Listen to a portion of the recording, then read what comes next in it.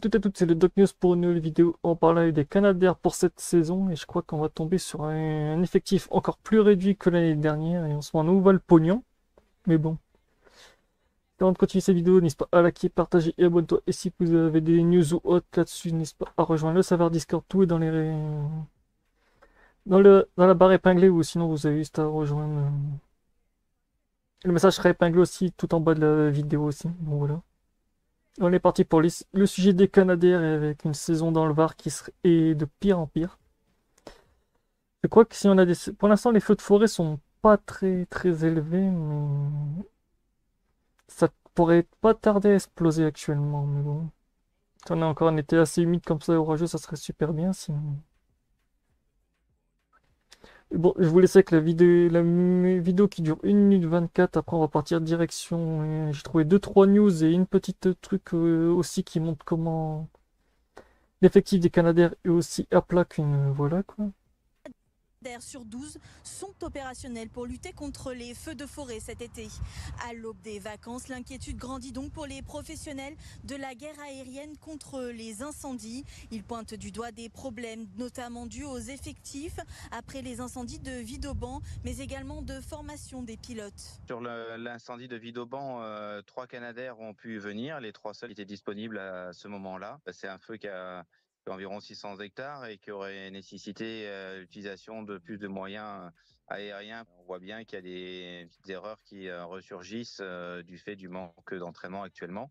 Et c'est un métier où la marge de manœuvre est très faible. On a beau se dire qu'on va redoubler de vigilance, etc. Donc c'est un point d'inquiétude en début de saison. Des préoccupations partagées par les pompiers varois qui craignent de voir des sinistres se propager.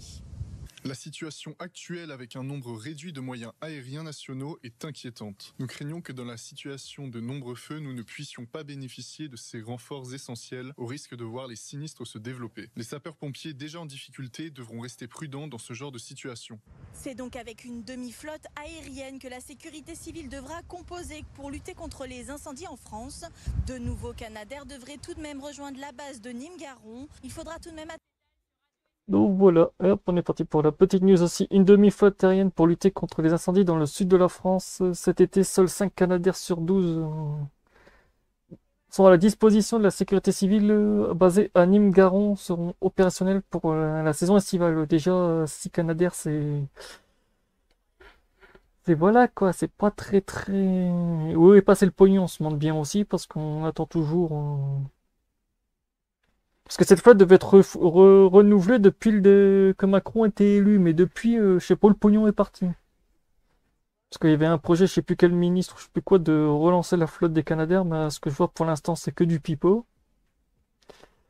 En cause, des Canadair trop vétustes qui entraînent des conséquences en cascade. La majorité de la flotte date de 1995 et aurait dû être changée après 25 ans minimum de service. Problème, le nouveau modèle annoncé, le bombardier DCH-515, ne devrait pas sortir... de production avant une dizaine d'années selon la dépêche. Et oui, j'avais fait déjà une vidéo dessus que je vous mettrai dans la barre des épinglés.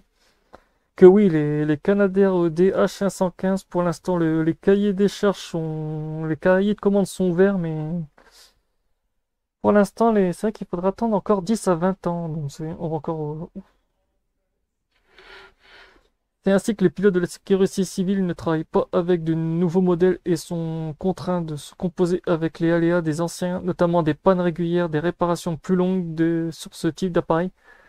En conséquence, les appareils sont bloqués en maintenance et ne sont pas disponibles pour des interventions, mais également pour la formation des pilotes. Ah!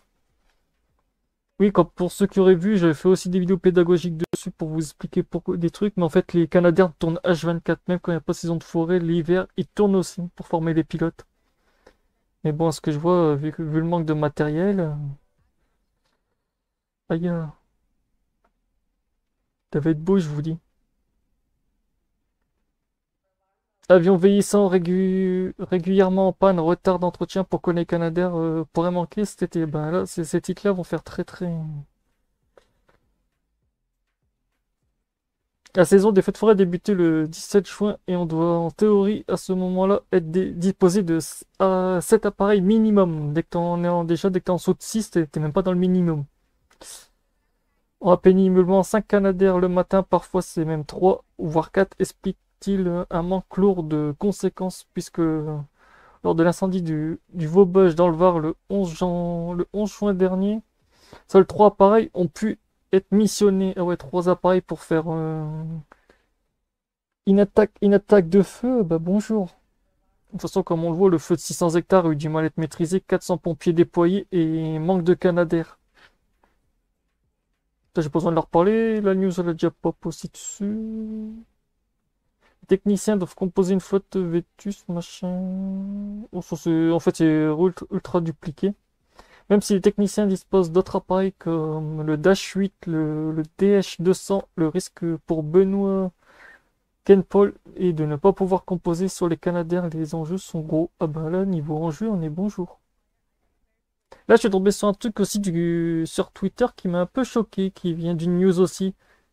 Une flotte sans cadre stratégique qui doit se recentrer sur ses missions principales. 1. Manque de défaut de cadre de stratégie et de vision pluriannuel. Aïe!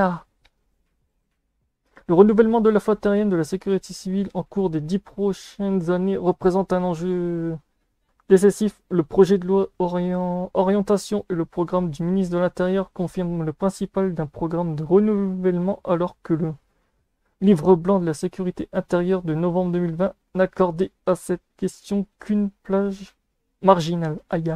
Ouf! Ouh, c'est joli. Oula. Pour autant, ce programme ne s'appuie sur aucune documentation stratégique de la DGC. Voilà, merci, t'as pas trouvé plus long aussi?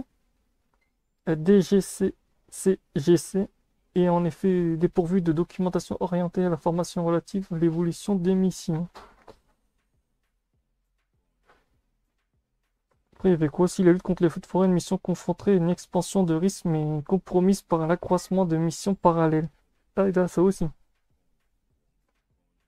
Pourtant, sans jamais procéder à une analyse préalable, la précision des besoins de la voilà, a tenté de développer des missions secondaires qui a conduit à des investissements coûteux, notamment en acquérant des avions multirôles, des boules eutroniques pour un montant de 4,5 millions d'euros ou des kits d'évacuation sanitaire ainsi qu'en recrutant des personnels affectés aux fonctions correspondantes. Aïe. Ah, c'est beau ça. Oh, c'est moche. Les perspectives de diversification des missions ne sont pas... Aïe. Ah ouais, bof. Autant vous dire, c'est bof, bof, bof. Donc voilà, c'était tout pour cette news sur les Canadaires. Autant vous dire qu'on va se passer qu'un bon été haut en couleur, comme par hasard, pour pas changer. Donc voilà, c'était tout pour cette news. On se retrouve pour les prochaines news. Tchuss.